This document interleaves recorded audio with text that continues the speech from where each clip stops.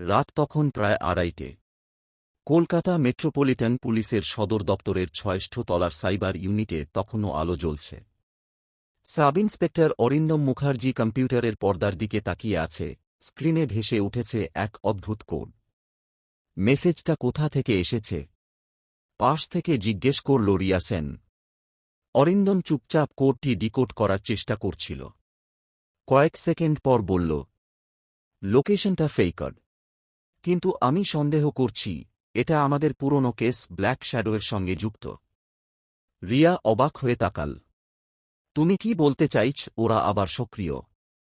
অরিন্দম মাথা নেড়ে বলল, হ্যাঁ, আর এবার তারা বড় কিছু প্ল্যান করছে। ঠিক তখনই ইন্টারকম বেজে উঠল। অরিন্দম, মৃণাল দত্ত তোমাকে এখনই দেখতে চেয়েছেন।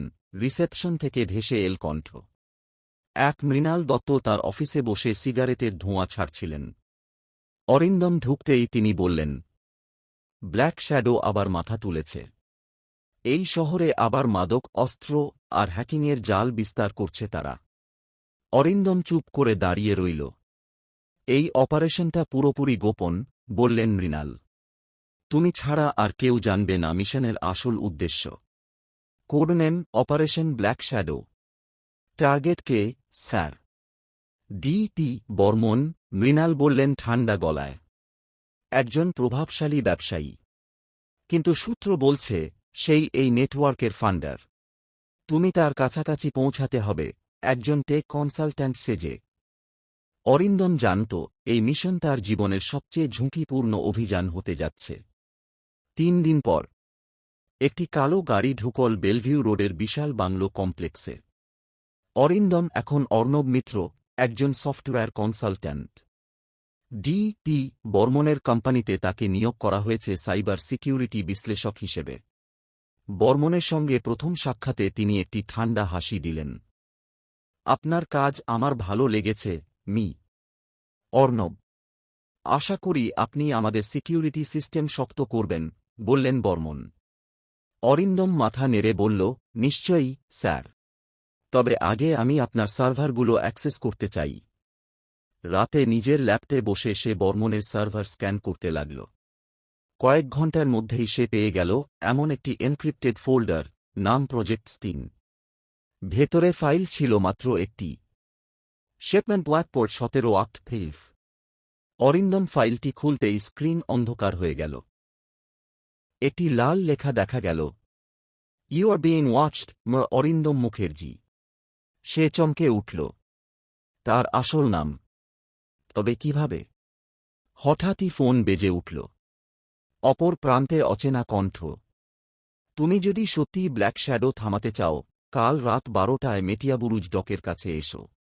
একা। না হলে সব শেষ। অরিন্দম ফোন কেটে রাখল। মুখে চাপা হাসি।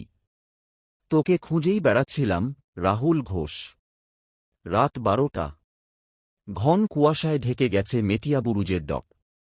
জাহাজের হর্ন, লোনা বাতাস আর দূরে মৃদু আলো। অরিন্দম একা হাঁটছে। হঠাৎ পেছনে একটা শব্দ। দেরি করে ফেলেছ অফিসার। রাহুল ঘোষ ছায়া থেকে বেরিয়ে এল। পরনে হুডি, হাতে ল্যাপটপ ব্যাগ। তুমি আমাদের ধরতে পারবে না, অরিন্দম, বলল সে। ব্ল্যাক শ্যাডো কেবল এক গ্যাং নয়, এটা একটা সিস্টেম, যারা সরকারের মধ্যেই লুকিয়ে আছে। অরিন্দম বন্দুক তুলল। তুমি এই সিস্টেমেরই অংশ, তাই না? রাহুল হেসে বলল, আমি শুধু সত্যিটা প্রকাশ করতে চেয়েছিলাম। কিন্তু এখন অনেক দেরি হয়ে গেছে। আগামীকাল বন্দরের ভেতর দিয়ে এক বিশাল অস্ত্র চালান ঢুকবে, কোডনেম স্তিন। অরিন্দম কিছু বলার আগেই দূর থেকে বন্দুকের গুলি। রাহুল মাটিতে লুটিয়ে পড়ল। অন্ধকার থেকে বেরিয়ে এল কয়েকজন মুখোশধারী। অরিন্দম গুলি ছুঁড়ল, দুজন পড়ে গেল, কিন্তু বাকিরা পালিয়ে গেল। রাহুল কাঁপা গলায় বলল, তাদের থামাও। স্তিন মানে শ্যারো শেপমেন্ট। এবং নিঃশ্বাস বন্ধ হয়ে গেল। স্যার সদর দপ্তরে পরদিন সকাল। অরিন্দম রিপোর্ট জমা দিচ্ছে। কিন্তু মৃণাল দত্তের মুখে অদ্ভুত এক নীরবতা। স্যার, আমাদের হাতে সময় কম। ওই অস্ত্র চালান আটকাতে হবে। মৃণাল ধীরে বললেন, তুমি বিশ্রাম নাও অরিন্দম। এই মিশন এখন আমার কন্ট্রোলে। অরিন্দম অবাক। কিন্তু স্যার, রাহুল বলেছিল অভ্যন্তরে কেউ জড়িত। মৃণাল তীক্ষ্ণ দৃষ্টিতে বললেন, তুমি আমার ওপর সন্দেহ করছ। অরিন্দম চুপ। কিন্তু তার ভেতরটা কাঁপছিল। সেই রাতে সে রিয়ার সঙ্গে যোগাযোগ করল। রিয়া, একবার ফাইল লক চেক করো। আমি সন্দেহ করছি তিনিই বর্মনের সঙ্গে যোগাযোগে আছেন। রিয়া ভয় পেয়ে বলল, অরিন্দম, সাবধান। এই ফাইলগুলো এনক্রিপ্টেড, কিন্তু আমি চেষ্টা করব। রিয়া মাঝরাতে অরিন্দমকে মেইল করল, তুমি ঠিক ছিলে। মৃণাল দত্ত গত 1 মাসে বর্মনের প্রাইভেট সার্ভারে লগ ইন করেছেন একাধিকবার। অরিন্দম হতবাক। মানে? মিশনটা শুরু থেকেই একটা ফাঁদ ছিল। সে সিদ্ধান্ত নিল এই রাতেই শেষ করবে খেলা। ব্ল্যাকপোর্ট বন্দর। রাত 2টা। অরিন্দম বুলেট প্রুফ জ্যাকেট পরে ঢুকল, সঙ্গে রিয়া ও 2 সশস্ত্র অফিসার। বন্দর তখন নিস্তব্ধ। হঠাৎ আলোর ঝলকানি, মেশিনগানের শব্দ। বর্মনের দেহরক্ষীরা একের পর এক বেরিয়ে এল। অরিন্দম দ্রুত কভার নিয়ে এগোল। গোলাগুলি চলল প্রায় 15 মিনিট। অবশেষে অরিন্দম পৌঁছাল কন্টেইনারের সামনে, যেখানে লেখা স্তিন। সে দরজা ভাঙল। ভেতরে সারি সারি বাক্স।